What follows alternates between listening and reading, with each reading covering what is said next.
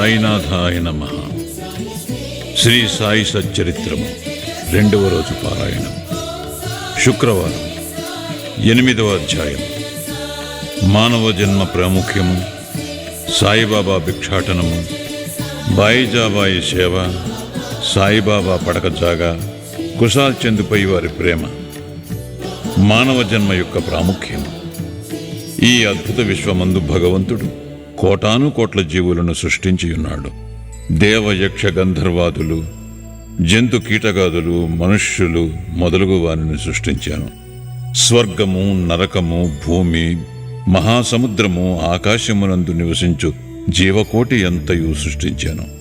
వీరిలో ఎవరి పుణ్యం ఎక్కువగునో వారు స్వర్గమునకు పోయి వారి పుణ్యఫలమును అనుభవించిన పిమ్మట త్రోసివేయబడుదురు. ఎవరి పాపం ఎక్కువగునో వారు నరకమునకు పోదురు.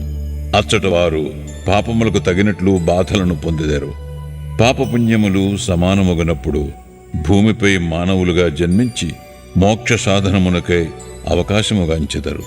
వారి పాపపుణ్యములు నిష్క్రమించినప్పుడు వారికి మోక్షము కలుగును.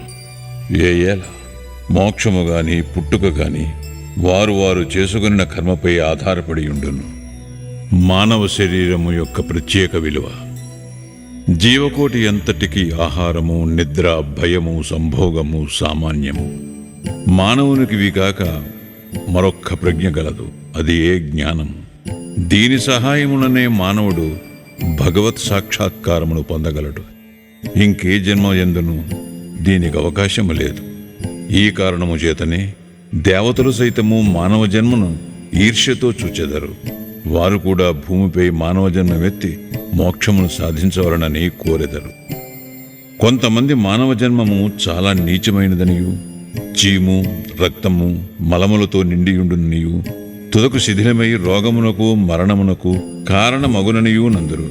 కొంతవరకు అది కూడా నిజమే. ఇన్ని లోపములున్నప్పటికీ మానవునకు జ్ఞానము సంపాదించు శక్తి కలదు. శరీరముండుట చేతనే మానవుడు తన దేహము యొక్క, జగత్తు యొక్క అనిత్యత్వమును గ్రహించి ఇంద్రియ సుఖముల పట్ల విరక్తి పొంది నిత్యానిత్య వివేకముతో కడకు భగవత్ సాక్షాత్కారమును పొందుచున్నాడు. శరీరము మలభూయిష్టమైనదని నిరాకరించినచో మోక్షమును సంపాదించే అవకాశము పోగొట్టుకునేదము. దేహమును ముద్దుగా పెంచి విషయ సుఖములకు మరిగినచో నరకమున పడదము. ఉచిత మార్గమేమన దేహమును అశ్రద్ధ చేయకూడదు. దానిని లోలత్వముతో పోషింపనూ కూడదు. తగు జాగ్రత్త మాత్రమే తీసుకునవలెను. గుర్రపురవుతూ తన గమ్యస్థానము చేరు వరకు గుర్రమును ఎంత జాగ్రత్తతో చూచుకునో అంత జాగ్రత్త మాత్రమే తీసుకునవలెను. ఈ శరీరమును మోక్ష సాధన లేక ఆత్మ సాక్షాత్కారము కొరకు వినియోగించవలెను. ఇదియే జీవుని పరమావధి అయి ఉండవలెను. భగవంతుడు అనేక జీవులను సృష్టించినప్పటికీ అతనికి సంతుష్టి కలుగలేదట. ఎందుకనగా భగవంతుని శక్తిని అవేవియూ గ్రహించలేకపోయినవి. అందుచేత భగవంతుడు ప్రత్యేకముగా మానవుని సృష్టించాను. వానికి జ్ఞానమనే ప్రత్యేక శక్తినిచ్చాను. మానవుడు భగవంతుని లీలలను, అద్భుత కార్యములను, సేమూషి విజ్ఞానములను చూచి పరవశముందినప్పుడు భగవంతుడు మిక్కిలి సంతుష్టి చెంది ఆనందించును. అందుచే మానవ జన్మ లభించుట గొప్ప అదృష్టము. బ్రాహ్మణ జన్మ పొందుట అందులోనూ శ్రేష్టము. అన్నిటికంటే గొప్పది సాయిబాబా చరణారవిందములపై సర్వస్వ శరణాగతి చేయున అవకాశము కలుగుట. మానవుని విద్యుక్త ధర్మము. మానవ జన్మ విలువైనదనియు దానికి ఎప్పటికైనను మరణము అనివార్యమనియు గ్రహించి మానవుడెల్లప్పుడూ జాగరూకుడై ఉండి జీవిత పరమావధిని సాధించుటకై యత్నించవలేను. ఏ మాత్రమును అశ్రద్ధగాని ఆలస్యమును గాని చేయరాదు. త్వరలో దానిని సంపాదించుటకు యత్నించవలను. భార్య చనిపోయినవాడు రెండవ భార్య కొరకెంత ఆతురతపడునో, తప్పిపోయిన యువరాజుకై చక్రవర్తి ఎంతగా వెతక యత్నించునో, అటులనే విసుగు విరామము లేక రాత్రింబవళ్లు కృషి చేసి ఆత్మ సాక్షాత్కారమును సంపాదించవలను. బద్ధకమును, అలసతను, కునుకుపాట్లను దూరమునర్చి అహోరాత్రములు ఆత్మయందే ధ్యానము నిలుపవలను. ఈ మాత్రము చేయలేనిచో మనము పశుప్రాయులమగుదుము. తక్షణ కర్తవ్యము. మన ధ్యేయము సత్వరము ఫలించు మార్గమేదనా వెంటనే భగవత్ సాక్షాత్కారము పొందిన సద్గురువు వద్దకేగుట. ఆధ్యాత్మికోపన్యాసములు ఎన్ని వినినప్పటికీ పొందనట్టిదియు ఆధ్యాత్మిక గ్రంథములు ఎన్ని చదివినను తెలియనట్టిదియునగు ఆత్మ సాక్షాత్కారము సద్గురువుల సాంగత్యముచే సులభముగా పొందవచ్చును. నక్షత్రములన్నీయూ కలిసి ఇవ్వలేని వెలుతురును సూర్యుడెట్టు ఇవ్వగలుగుచున్నాడో అట్లనే ఆధ్యాత్మికోపన్యాసములు గ్రంథములు ఇవ్వలేని జ్ఞానమును సద్గురువు విప్పి చెప్పగలడు. వారి చర్యలు సామాన్య సంభాషణలే మనకు మౌన ప్రబోధములు. శాంతి, క్షమ, వైరాగ్యము, దానము, ధర్మము, మనోదేహములను స్వాధీనమందుంచుకొనుట, అహంకారము లేకుండట మొదలగు శుభలక్షణములను వారి ఆచరణలో చూచి భక్తులు నేర్చుకొందురు. వారి పావన చరితములు భక్తుల మనములకు ప్రబోధము కలుగజేసి వారిని పారమార్థికముగా ఉద్ధరించును. సాయిబాబా అట్టి మహాపురుషుడు, సద్గురువు. బాబా సామాన్య ఫకీరు వలె సంచరించుచున్నప్పటికీ వారెప్పుడునూ ఆత్మానుసంధానమునందే నిమగ్నులగుచుండెరి. దైవభక్తి గల పవిత్ర హృదయులు వారికి సదా ప్రీతిపాత్రులు. వారు సుఖములకు పొంగువారు కారు, కష్టముల వలన కృంగిపోవారు కారు. రాజైనను నిరుపేదైనను వారికి సమానమే. తమ దృష్టి మాత్రమున ముష్టివాణిని చక్రవర్తిని చేయగల శక్తి ఉన్నప్పటికీ బాబా ఇంటింటికి తిరిగి భిక్షనెత్తిడివారు. వారి భిక్ష ఎట్టిదో చూద్దాము. బాబా యొక్క భిక్షాటనము. షిరిడీ జనులు పుణ్యాత్ములు. ఎందుకనగా వారి ఇండ్ల ఎదుటనే కదా బాబా భిక్షుకుని వలె నిలచి, అమ్మా రొట్టె ముక్క పెట్టు అనచూ దానిని అందుకున్నట్టుకు చేయి సాచిడేవారు. చేత ఒక రేకు డబ్బా పట్టుకుని భుజానికి ఒక గుడ్డజోలి తగిలించుకుని భిక్షాటనకు పోయేవారు. బాబా కొన్ని ఇండ్లకు మాత్రమే భిక్షకు పోయేవారు. పులుసు, మజ్జిగ వంటి ద్రవ పదార్థములు, కూరలు మొదలగున్నవి రేకు డబ్బాలో పోసుకొనడివారు.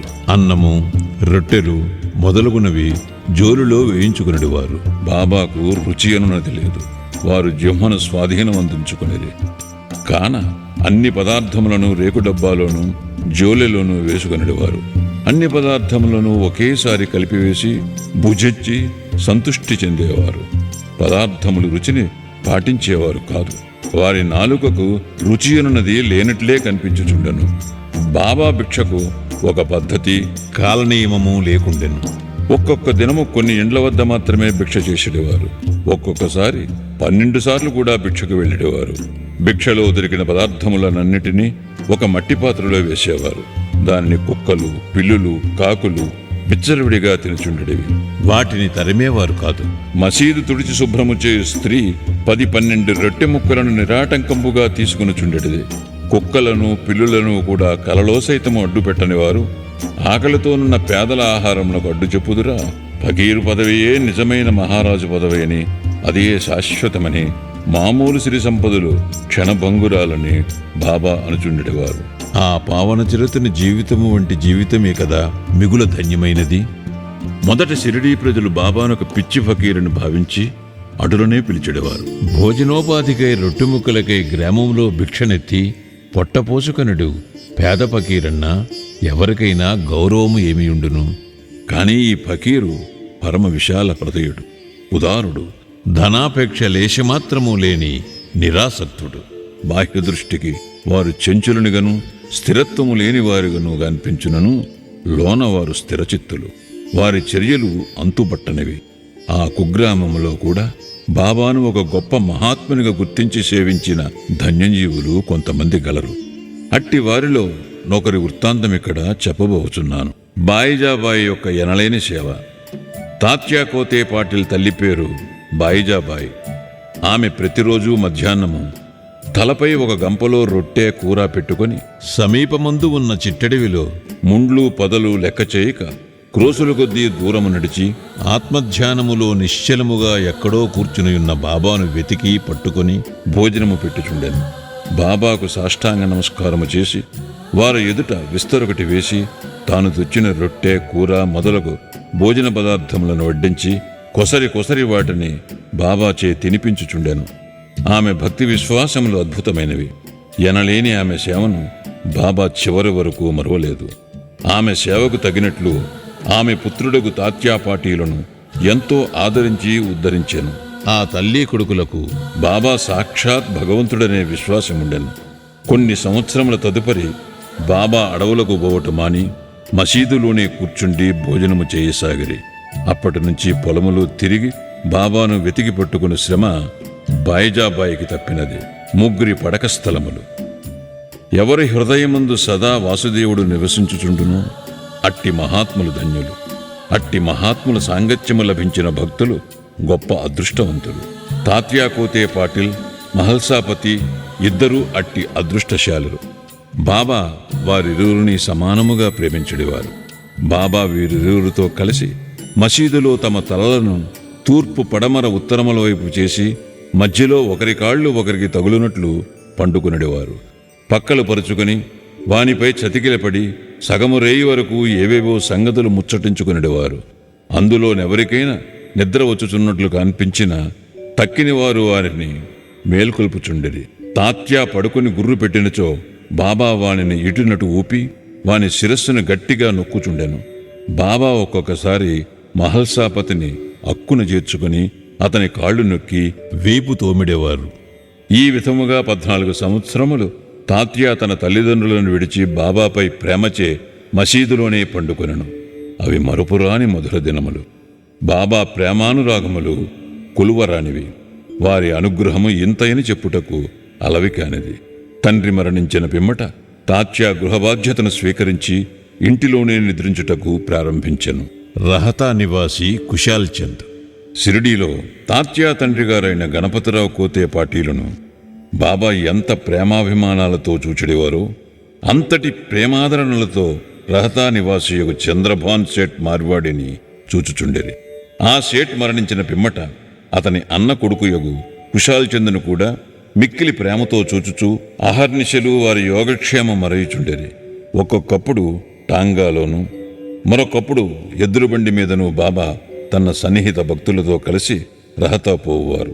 రహతా ప్రజలు భాజా భజంత్రీలతో ఎదురేగి బాబాను గ్రామ సరిహద్దు ద్వారము వద్ద దర్శించి సాష్టాంగ నమస్కారములు చేసేవారు. తర్వాత మహావైభవముగా బాబాను గ్రామములోనికి సాదరముగా తీసుకుని వెళ్ళేవారు. కుశాల్ చంద్ బాబాను తన ఇంటికి తీసుకుని పోయి తగిన ఆసనమందు కూర్చుండజేసి భోజనము పెట్టేవారు. ఇరువురును కొంతసేపు ప్రేమోల్లాసములతో ముచ్చటించుకునేవారు. తదుపరి బాబా వారిని ఆశీర్వదించి షిరిడీ చేరుచుండెడివారు.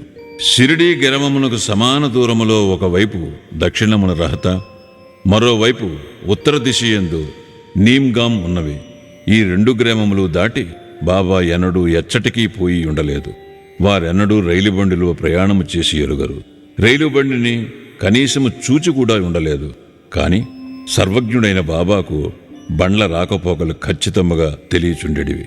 బాబా వద్ద సెలవు పుచ్చుకొని వారి ఆజ్ఞానుసారము ప్రయాణము చేయువారులకు ఏ కష్టములు ఉండేటివి కావు. బాబా ఆదేశములకు వ్యతిరేకముగా పోవారులు అనేక కష్టములు పాల్గొచుండెరి. అటువంటి కొన్ని సంఘటనలను మరికొన్ని ఇతర విషయములను రాబో అధ్యాయములో చెప్పెదను. 8వ అధ్యాయం సంపూర్ణం. సద్గురు శ్రీ సాయినాథార్పణమస్తు. శుభం భవతు.